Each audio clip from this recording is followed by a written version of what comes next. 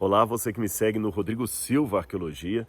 Eu estou aqui nesse lugar paradisíaco, mas não descansando dessa vez. Aqui é um catre da Igreja Adventista. O catre é um centro de treinamento. A Igreja Adventista tem vários desses centros espalhados pelo Brasil e eles têm função de reunir irmãos para treinamento, às vezes para um acampamento de jovens, para uma semana de reavivamento, e quase todos têm uma semelhança estrutural. Eles são construídos em meio à natureza, porque nós acreditamos que a natureza é o segundo livro de Deus depois da Bíblia Sagrada. A Bíblia é inspirada por Deus. A natureza não é inspirada, mas ela revela coisas a respeito de Deus e nos dá paz. Várias vezes na Bíblia, Jesus foi orar em meio à natureza, seja no topo de uma montanha, num deserto ou num jardim.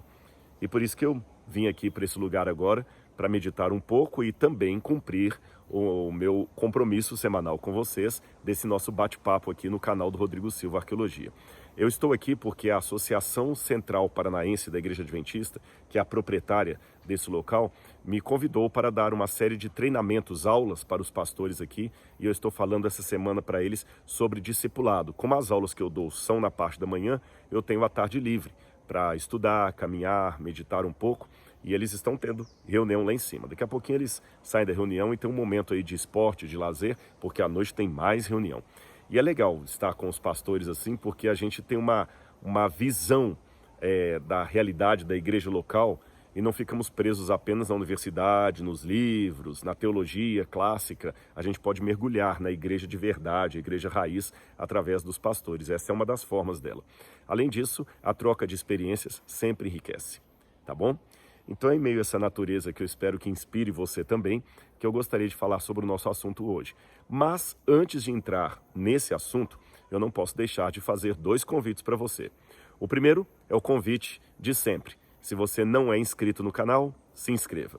E não deixe de ativar o sininho de notificações para receber sempre as novidades que eu coloco, que eu posto aqui no canal do Rodrigo Silva Arqueologia. E se gostar, é claro, deixe o seu like, o seu comentário, para que a página possa ter aí um dinamismo maior e o YouTube reconheça como sendo um canal bom e o engajamento então ajude que a gente consiga atingir mais pessoas. E também, é claro, divulgar para os seus amigos, como eu falei. E o segundo convite é para você se inscrever na semana que eu vou fazer a partir do dia 8 de fevereiro, a semana A Bíblia 3D. Várias pessoas que eu tenho encontrado têm falado comigo: Rodrigo, eu tenho me inscrito na semana, alguns estão falando para fazer o seu curso, e eu estou muito feliz com isso. E se você não é inscrito ainda, está na hora. Então começa agora do dia 8 de fevereiro, as inscrições estão abertas, é gratuito o evento. E como é que você faz para ser inscrito aí na minha Semana a Bíblia em 3D? É simples, você simplesmente entra na bio aqui, eu deixei um link, perdão, nos descritores do vídeo, eu deixei um link, você clica ali, entra na página que o link vai jogar, faz a sua inscrição e eu aguardo você. Vamos falar das 3 dimensões da Bíblia: a histórica, a arqueológica e a espiritual, tá bem? Bom, no nosso bate-papo hoje, eu gostaria de falar um pouquinho sobre um assunto que muita gente tem perguntado aí, por causa do Gênesis, da novela do Gênesis, que é em relação à idade dos patriarcas antes do dilúvio, que a Bíblia fala que eles tinham 900 anos, 800 anos, é uma cifra de anos, assim, estonteante. Será que alguém viveu realmente tudo isso? Essa pergunta, ela vinha uma vez ou outra para mim, mas eu achei interessante que pelo menos 2 atores da novela Gênesis me perguntaram isso ali no workshop, porque eles estavam lendo a Bíblia e muitos deles estavam lendo a Bíblia até pela primeira vez. E falaram comigo: Rodrigo, é verdade que eles viviam tanto tempo assim? Não foi uma dúvida assim jocosa, nem de contradição à Bíblia. Foi uma pergunta legítima que fizeram, uma dúvida honesta. E depois eu vi que várias pessoas também fizeram a mesma pergunta. E eu achei legal isso, porque significa que as pessoas estão começando a ler o Gênesis e com detalhes. Mas vamos partir então do absurdo para a realidade. Num primeiro momento, eu tenho que admitir que essa soma de anos tão exagerada, digamos assim, para os patriarcas que viveram antes do dilúvio, parece ser algo realmente fora da realidade. Eu vou ler para você aqui. Em Gênesis capítulo 5, fala dos descendentes de Adão. Vou ler apenas alguns. Vamos começar pelo próprio Adão. Gênesis 5, verso 4. Depois que gerou esse filho, Adão viveu 800 anos e teve filhos e filhas. Todos os dias da vida de Adão foram 930 e morreu. Quando vai falar de Enos, diz que Enos viveu 912 anos e morreu. Enos viveu 905 anos, perdão. Enos viveu 905 anos. Depois eu tenho aqui Cainã. Cainã viveu 910 anos e morreu. Maalael viveu 895 anos e morreu. Matusalém, diz aqui que depois que gerou Lameque, Matusalém viveu 700 anos e todos os dias da vida de Matusalém, estou lendo o verso 27, foram 969 anos e morreu. Matusalém foi o mais longevo de todos eles, 969 anos. É muita coisa, é quase um milênio de vida. Como é que a gente explica isso aqui? Será que é uma realidade? É um mito? Um erro do escriba? Outra coisa que a gente percebe é que depois do dilúvio, os anos, a longevidade humana cai acentuadamente. Quando você vê, por exemplo, a geração dos filhos de Noé, vou dar exemplo aqui, os descendentes de Sem, já cai bastante. Diz o seguinte, essas são as gerações de Sem. Ele tinha 100 anos de idade quando gerou Arfaxad, 2 anos depois do dilúvio. E depois que gerou Arfaxad, Sem viveu 500 anos e gerou filhos e filhas. E depois que viveu, depois falar, Arfaxad viveu 35 anos e gerou Selá. E depois que gerou Selá, viveu 403 anos e gerou filhos e filhas. Você nota que a expectativa de vida já caiu para 400 e poucos anos. De 900 para 400. Reduziu bastante. Mas ainda 400 é um número muito alto.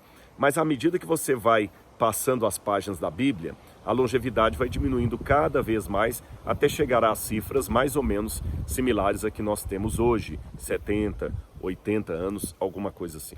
Então o que eu tenho de texto bíblico, antes de entrar no mérito da questão se isso é legítimo ou é mitológico?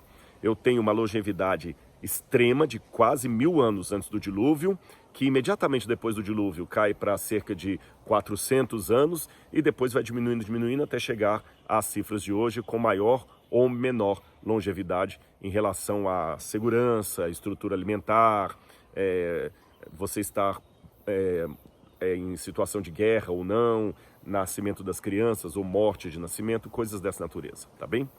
Bom, e aí, Rodrigo? O que eu posso dizer do ponto de vista científico ou arqueológico a esse respeito? A primeira coisa que você tem que entender é o seguinte, não existe do ponto de vista arqueológico uma comprovação para cada detalhe que há na Bíblia.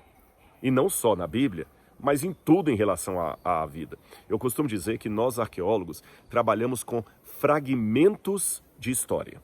Fragmentos, e às vezes fragmentos minúsculos, que nós somos obrigados a complementar, hipoteticamente, com o que supostamente deva ter acontecido. E isto não é qualidade apenas da arqueologia bíblica. Isso acontece de maneira geral com todas as ciências. Se você conversar com um biólogo, com um antropólogo, ele também vai dizer que ele não sabe muita coisa sobre os hominídeos, se ele for um biólogo evolucionista. Ele vai cobrir aquelas lacunas de informação com hipóteses, com reconstruções hipotéticas do que pode ter acontecido, mas nem o evolucionista mais clássico, que arvora ter evidências científicas para tudo que diz, tem todos os buracos do passado preenchidos. Aliás, faz parte da teoria do conhecimento que há muitas informações e conhecimentos que temos hoje que seriam completamente estranhas, absurdas e inalcançáveis a quem viveu 1000 anos atrás.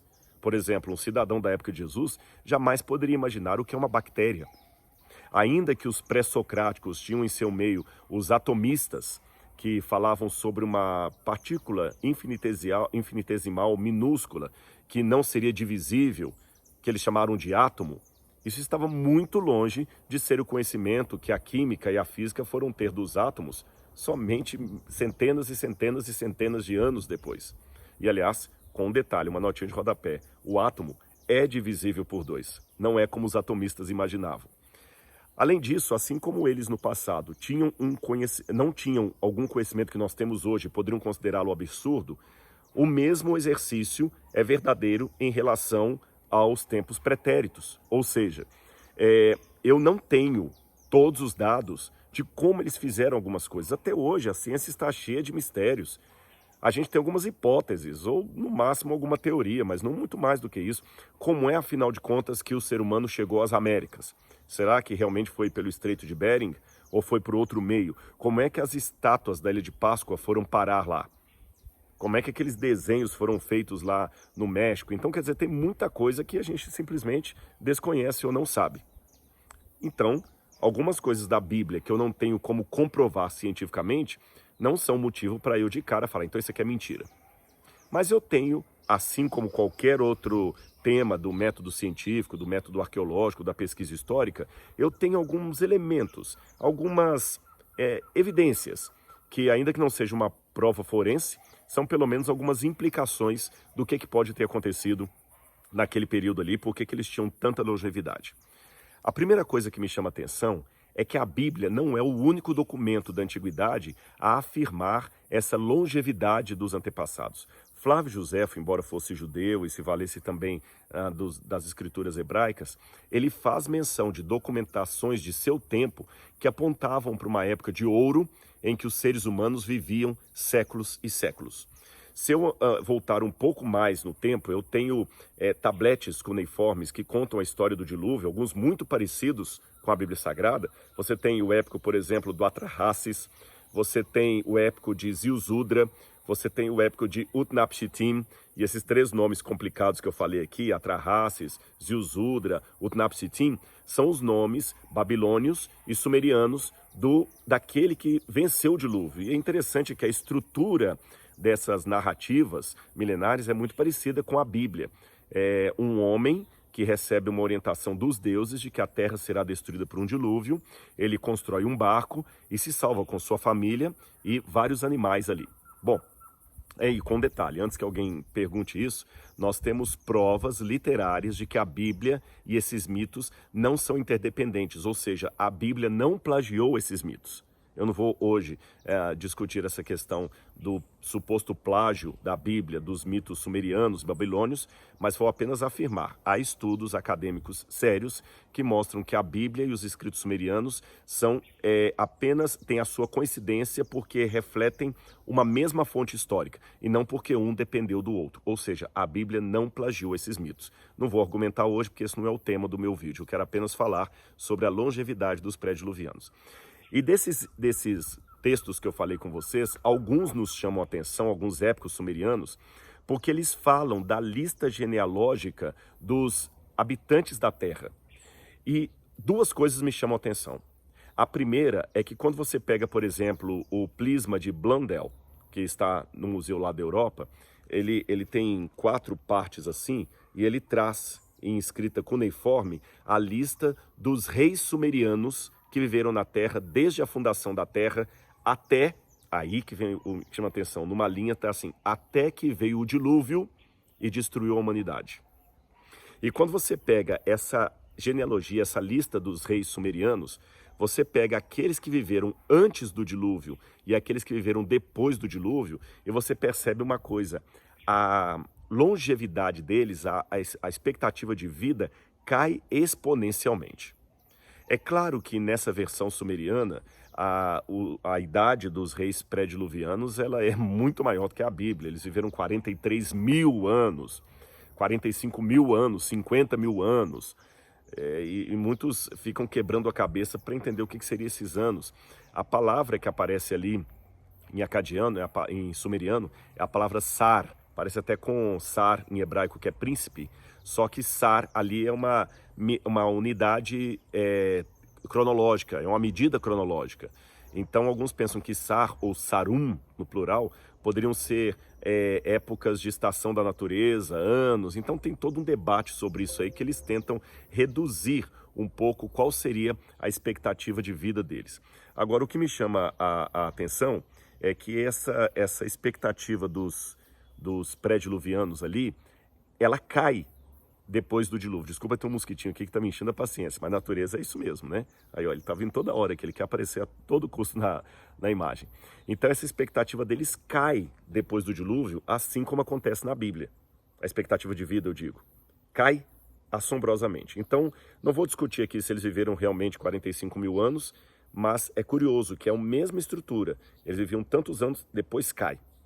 Outra coisa que chama atenção, quando você pega a linha genealógica, alguns desses tabletes cuneiformes, que são mais de um, eu falei do prisma de Blundell, que é o mais famoso, mas há outros, eles trazem nomes que alguns etimólogos pensam que seriam a mesma raiz ou o mesmo nome de alguns personagens dos patriarcas pré-diluvianos que são citados na Bíblia. Por exemplo, o primeiro homem, de acordo com essa lista, seria Adapa.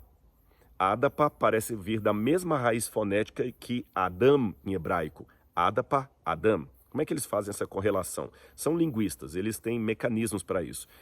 E alguns nomes mudam muito, mas eles sabem que é o mesmo nome. Por exemplo, dando um exemplo moderno, o nome Wilhelm, em alemão, acabou virando Williams em inglês e Guilherme em português. Olha, Guilherme para Wilhelm tem uma semelhançazinha fonética, mas parecem outro nome.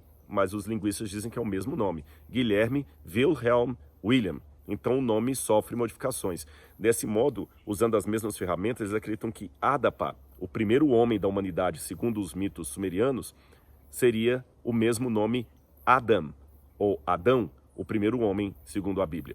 Depois, logo depois de Adapa, você tem Enki. E depois de Adão, você tem Enoque. Você tem Enki e você tem Enoque. Parecem o mesmo nome. Logo depois você tem Caã, que parece Caim. Aí a ordem muda um pouquinho, né? Mas a gente lembra que Caim também teve um filho chamado Enoque. Logo depois, nos mitos sumerianos, você tem Iridu. E você tem Arad, ou Irad, na Bíblia. E você tem também Nod, mencionado na Bíblia. E você tem Nudimud, ali nos textos sumerianos. Então até alguns nomes parecem muito iguais, dando a entender que tanto Moisés como o autor desses mitos sumerianos provavelmente beberam da mesma fonte ali ou remeteram a uma mesma história longínqua. Bom, tudo bem, eu tenho esses eventos do passado, esses elementos, mas o que nós teríamos mais de informação da biologia mesmo? Será que os nossos ancestrais podem ter tido essa expectativa de vida? Bom, eu vou entrar então na área da evolução das espécies. O que eu vou falar aqui não é a minha área de estudos. E toda vez que eu falo algo que não é especificamente a minha área de estudos, eu tenho que deixar isso pontuado, porque um especialista vai ter que me ouvir falando como leigo. E você que não é especialista vai ter que entender que o que eu estou falando aqui, não estou reproduzindo necessariamente a minha conclusão, porque eu não tenho expertise para me posicionar sobre aquilo, mas o que eu li em alguns acadêmicos. Ou seja, o que eu quero dizer? Vou dar um exemplo para você. Eu não sou especialista em imunologia, não entendo nada de imunologia humana. Então, se alguém me perguntar sobre qual é a melhor vacina para o Covid-19, será que é a vacina da Pfizer? Será que é a Moderna? Será que é o outro insumo que vem da China, da Índia, a vacina de Oxford? Eu não posso dar a minha opinião no sentido assim, não, eu acho que a melhor vacina é a X e não a B, por causa disso. Eu não sou imunologista. Então, se eu precisar lançar mão de qualquer informação sobre as vacinas, eu tenho que falar assim, olha gente, eu li especialistas que dizem que a vacina da tal, ela é melhor do que a vacina Y por causa disso. Mas eu estou apenas reproduzindo a informação que eu li. Se eu entrar num debate com imunologistas, eu vou perder, porque eu não sei defender nem um lado, nem o outro. É diferente da arqueologia. A arqueologia é uma pesquisa também, mas de natureza diferente, porque eu me especializei nela. Então eu posso falar assim, olha, eu como arqueólogo acredito que o correto é isso. A hipótese que eu levanto é essa. E se algum colega arqueólogo discordar de mim, eu estou tranquilo, a gente pode, em um clima de amizade e respeito, discordar um do outro e debater o assunto. Percebeu a diferença entre emitir uma opinião arqueológica e apenas reproduzir um conhecimento de uma área que não é a minha? Pois bem, para entrar então nesse âmbito da biologia humana, ou como muitos dizem, evolução humana, os evolucionistas, eu vou lançar mão de alguns artigos que eu já li por aí. O que eu aprendi dos biólogos, dos estudiosos, mesmo não criacionistas, tá? Estou pegando gente de fora. E esses conhecimentos que eu vou dar aqui para você são tão comuns na internet que você pode procurá-los à vontade. Existe um estudo muito interessante sobre as vitaminas e o corpo. É lógico que isso ganhou mais popularidade a partir dos estudos e das declarações de Linus Pauling. Muita gente ama Linus Pauling, outros odeiam. Eu tenho raiva do Linus Pauling por causa da tabela periódica, que eu era obrigado a estudar. Mas outros não gostam dele porque acham que as conclusões dele são erradas, outros acham que são certas. Então, como não tenho expertise para defender ou condenar Linus Pauling, vou apenas reproduzir o que muitos cientistas estão dizendo. Então, ainda que você seja um especialista e discorde desses que eu vou apresentar, você sabe que na academia existe espaço para a ideia que eu vou repetir aqui.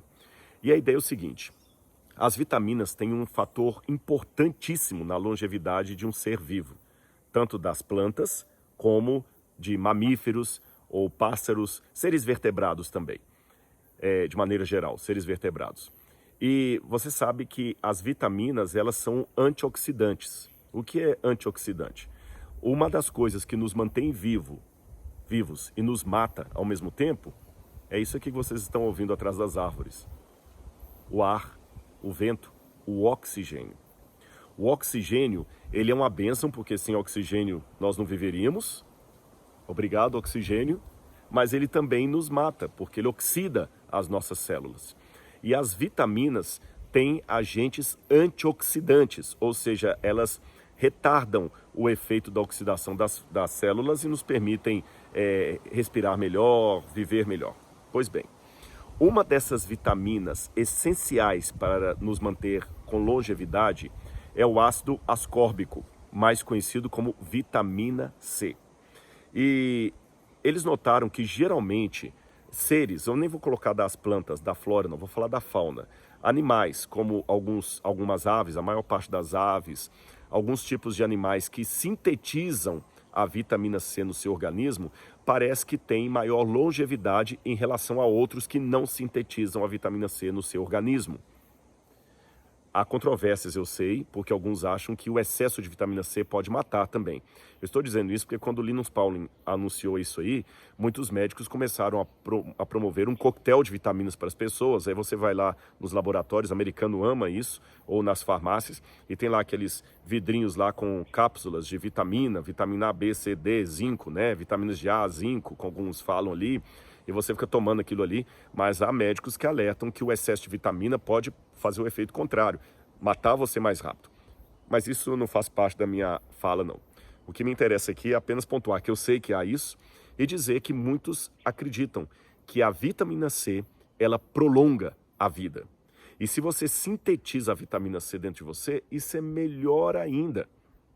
E eles estão fazendo experimentos nesse sentido. Então vou dar um exemplo para você.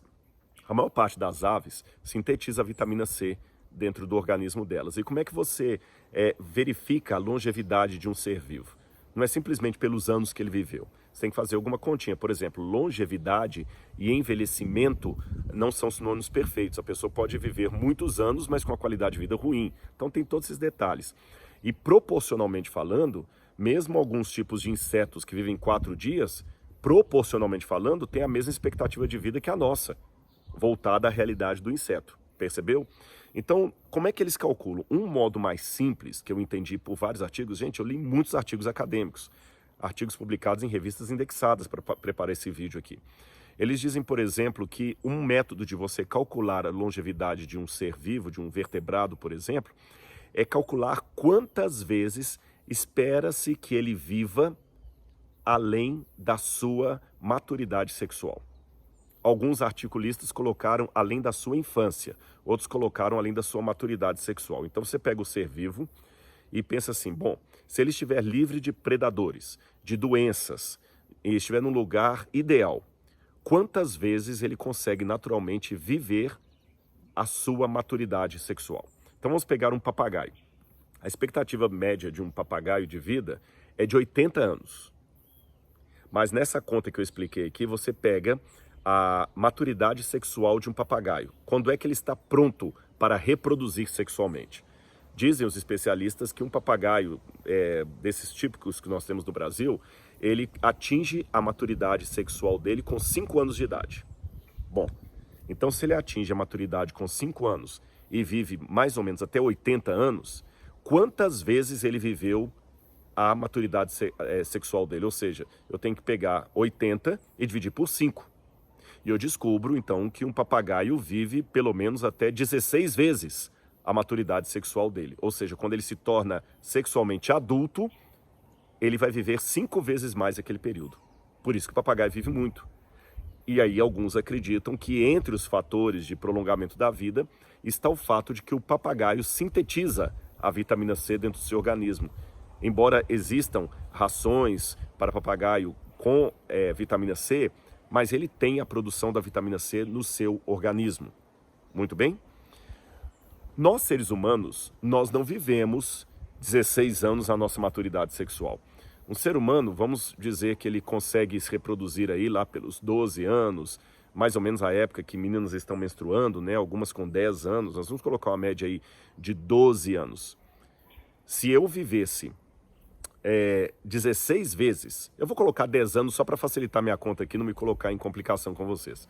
Se a maturidade média sexual de um ser humano seria de 10 anos, e nós vivêssemos 16 vezes a nossa maturidade sexual, isso significaria que a nossa expectativa de vida seria de 160 anos. Mas nenhum de nós conseguimos viver 160 anos. Até onde eu pesquisei no livro dos recordes, a pessoa que mais viveu no mundo até hoje, anotada pelo livro dos records, foi 122 anos. E há pessoas que acham que nem chegaram a tanto, que houve erro ali no livro no Guinness. Mas tudo bem, nós viveríamos até 160 anos. E por que não vivemos tanto tempo? Porque, diferente das aves, nós não sintetizamos a vitamina C no nosso organismo. Nós adquirimos a vitamina C através dos alimentos, através dos cítricos, laranja, limão, acerola. Então, quando eu como esses alimentos, é que eu coloco vitamina C no meu organismo. Eu não tenho a produção de vitamina C dentro do meu organismo. Percebeu? Agora, e se eu tivesse a produção da vitamina C no meu organismo? Será que eu conseguiria viver tanto tempo como o papagaio, calculado a partir da minha maturidade sexual? 160 anos, 170 anos? Será? O curioso é que os que acreditam na evolução das espécies, veja que eu estou pegando conhecimento extra-bíblico, dizem que os ancestrais humanos têm, e todos nós temos, aliás, das enzimas responsáveis pela produção da vitamina C, nós temos quase todas menos uma. E essa única que está faltando no organismo humano existe de maneira atrofiada. Então eles partem do pressuposto que os ancestrais humanos produziram, sintetizaram a vitamina C dentro do seu organismo. Aí agora dividem as opiniões na pesquisa. Alguns evolucionistas acreditam que foi justamente o fato do ser humano parar de produzir a vitamina C dentro do seu organismo que permitiu maior longevidade à raça humana, especialmente aos caçadores-coletores. Outros acham que não, que é o oposto, que os ancestrais viviam muito mais e a perda da capacidade de sintetizar a vitamina C é que nos trouxe um encurtamento da nossa vida. Seja como for, se foi um benefício para nós vivermos mais ou um malefício para vivermos menos, o fato é que mesmo fora da Bíblia, eu encontro margem na academia para a ideia de que os ancestrais podem ter vivido muito mais. E essa busca pela longevidade, ela não é uma ficção científica. Esses estudos que eu estou falando com vocês aqui são passados por vários cientistas e eles já conseguiram alguns resultados. Por exemplo, recentemente, eu estou com a nota aqui, o Cells Report, que é um jornal, uma revista indexada, mostrou que os cientistas conseguiram prolongar a vida de um verme em 500%. 500%. E qual que é o valor disso para o ser humano? Porque eles estão começando com o verme hoje e estão querendo chegar à conclusão se podemos também prolongar em 500% a longevidade humana. E eles fazem isso com base no que possivelmente havia no passado. E mesmo na fauna atual, eu tenho exemplares de animais que vivem séculos e séculos. Por exemplo, aquelas tartarugas de Darwin, aquelas tartarugas marítimas que tem lá em Galápagos, há tartarugas com 220 anos, 180 anos. Há um tubarão que foi agora encontrado e estudado e mapeado, eles fizeram inclusive testes nesses tubarões, em carcaças que encontraram depois de serem abatidos com o carbono 14 e descobriram, pasmem vocês, é um tubarão chamado Greenland, é um tipo de tubarão Greenland, que vive em média 400 ou 500 anos.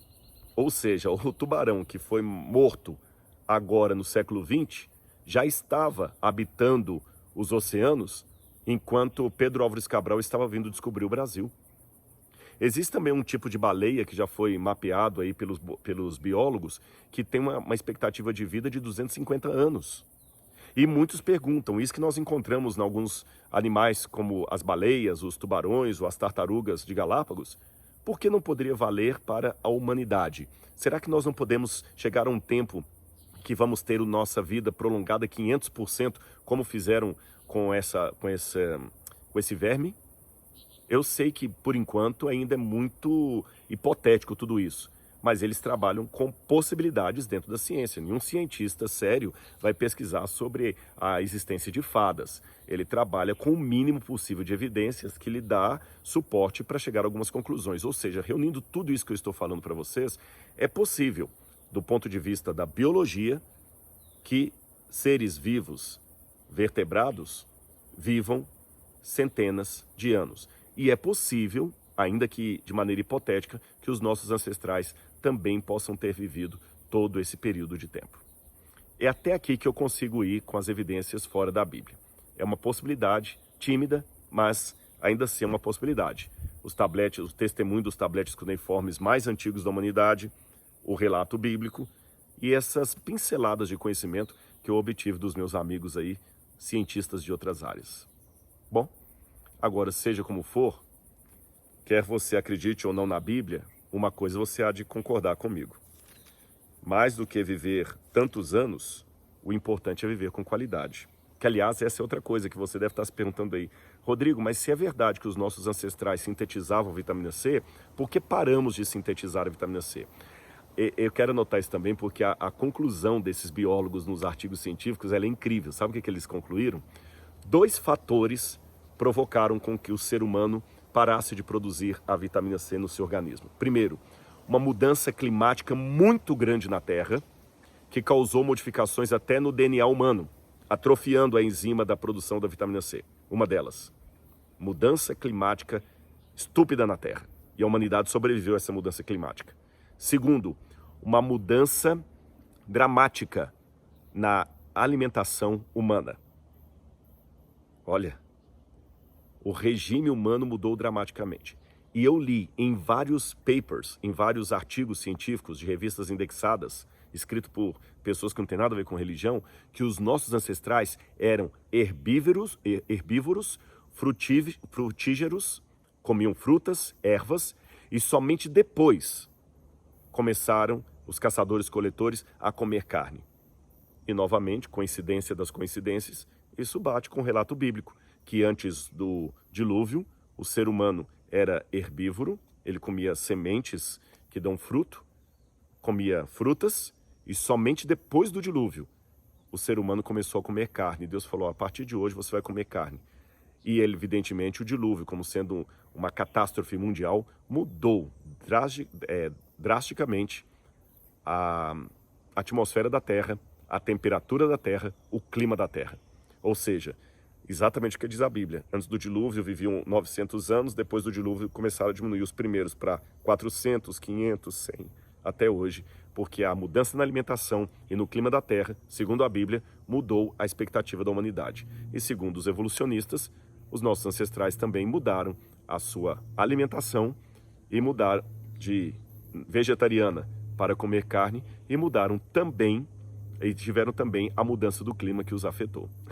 É interessante ver no mundo da ciência ecos daquilo que a Bíblia apresenta. Mas como eu estava terminando o vídeo, antes de lembrar desse detalhe aqui para passar para vocês, mais importante do que viver 30, 40, 50, 100, 200, 300, 900 anos, mais importante do que isso, é viver com qualidade. Qualidade espiritual, emocional e com saúde. Do contrário, você pode morrer com 900 anos. Se você não viveu com qualidade, eu seria obrigado a escrever no seu túmulo: aqui está fulano de tal, 900 anos do seu nascimento. Que pena, ele não viveu, apenas existiu. Essa é a diferença. Você vive ou você existe? A resposta está aí no seu coração. Um grande abraço, muito obrigado por sua atenção e até o nosso próximo vídeo. Tchau, tchau.